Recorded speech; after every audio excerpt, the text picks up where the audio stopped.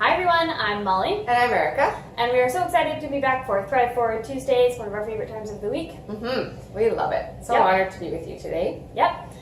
Go ahead. Yeah, so today we're here to talk to you about the conversation that you have with yourself when you want to quit.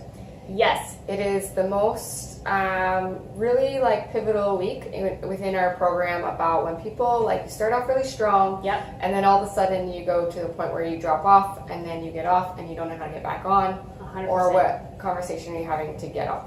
Yep. And so obviously we're talking about this in the context of health and wellness, but you can apply this to really any area of your life.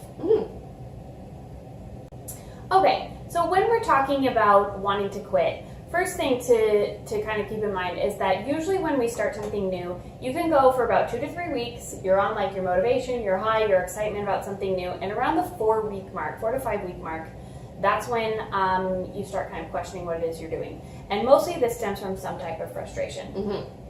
And this can look one of two ways. So for some people, it's I just want to be, this isn't working, I'm going to look for the next thing, the next program, the next diet, the next exercise regime, whatever. And for other people, it can look like they need to just go in there hard and fast and intense and crazy. Yeah. So when Molly said this, what really resonated with me was my exercise routine. So I want to lose a certain amount of weight. And what happens is I'm oh, the weather's nice. So I start jogging outside, feeling I really want to start moving. Yeah. And then after 3 weeks, I'm oh, you know what? I need to be more gentle with my body. So then I start doing yoga for 3 weeks. And then with that, I'm oh, I'm really not losing anything. I'm more or less just stretching. Yeah. So now I need to go to the gym and work out. And then the gym gets too busy because everyone's wanting to work out. And then so I'm talking myself out of it. Yeah. And not actually, my goal still stays the same. I still want to achieve weight loss, but I just am not getting the results I'm looking for. And so I create a conversation to get out of it. Yeah, and what happens a lot of times is there's no consistency there. And oftentimes, because the tendency is to go with one foot kind of out the door very quickly, the regularity and you're not actually doing what would make enough. Yeah, would to make the difference. Yeah. Exactly. Yeah. That's a really good example.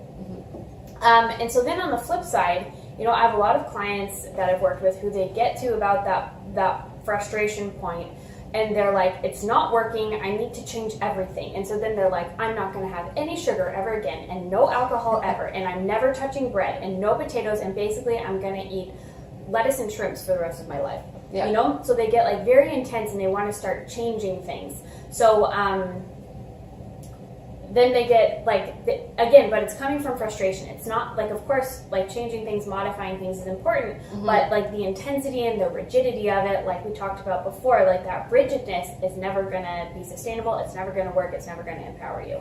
Yeah, and the clients that we take them on a special diet, put them off of gluten and dairy, and then after a month they're I have not eaten anything for a month, I'm not feeling better, and so I might as well just quit and eat everything. That's kind of the intensity we're talking about. You're not getting the results you think fast enough, hard enough, and you've gone extreme. Yep, 100%. Lucky for you, we have a solution. Yeah.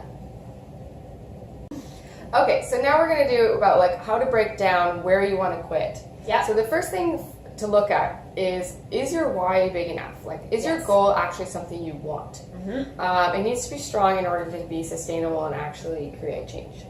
Yes, and one tricky part that people often get caught up in is they have a goal that's a should, not something that's actually empowering. And so we had one client that, when she first started the program, it was I need to lower my cholesterol numbers, I need to lose a bit of weight, something else, but kind of in the area of her health numbers. And so then 4 weeks in, nothing's moving, she's not making any of the changes, not taking any of the coaching, and it's okay, well, we actually need to take a look at why you even wanted to be in this program. And where we ended up is that actually what was really of interest to her was being able to walk up the stairs without huffing and puffing, and being able to wake up in the morning and get going within the first 30 minutes instead of it taking her 2 hours. Those were the things that in her day-to-day life were actually impacting her, versus those numbers being kind of an obscure thing out there in the future that she should probably take care of. Yeah, and a good indicator of this is if you don't start out with a strong momentum. Yeah, you can really tell if it's not a goal that's resonating with you, is if you're not out the gates, taking everything on. Yep, 100%. So first is your why. And if you do have a strong why, The other thing you want to ask yourself is, are you grounded in the reality of what's happening? Mm-hmm. So most of the time what happens is you're going, one thing gets thrown off and all of a sudden it's like, this isn't working, everything's failing. And so, like, you know, you haven't been eating chocolate for 4 weeks, you have one night where you go on a bender and then it's just like the whole thing's off. It's a failure. And so when you go back to your why, and it's like, okay, why did I come in this program? I wanted to eat less chocolate. I wanted to lose some inches. I wanted to stop snacking so much. And I wanted to have more energy in the mornings. And then you actually check in with yourself. Okay, have I been eating less chocolate? Actually, yeah, for 28 days out of the month, I did really well. And then the one evening was a trip up. Yeah. Or, you know, okay, actually, I've been able to get up out of bed at 6 a.m. every morning rather than pushing snooze for 4 or 5 times. So, like, being grounded in the reality of what you've accomplished and what you haven't accomplished. So then you can actually deal with the part that isn't working. Yeah, and then the other part is, like, you can look at, like, have I been consistent?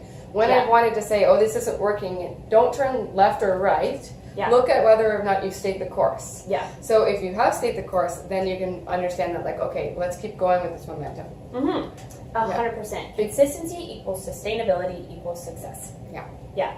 So what we really want to know from you is, first of all, are your whys strong or are they shoulds? Mm-hmm, mm-hmm. And are you actually grounded in reality and in the numbers? Mm-hmm. And then as well, where are you getting tripped up along the way? Yeah, so like, what things are you actually being consistent with, and what are the things that you keep waffling with so that you can actually address those things rather than wanting to blow the whole thing up? Yeah. Yep. So we're always excited to hear from you guys. We love the engagement in this group. Leave us some questions in the comments, and we'll give you our golden nuggets. Yeah. Bye.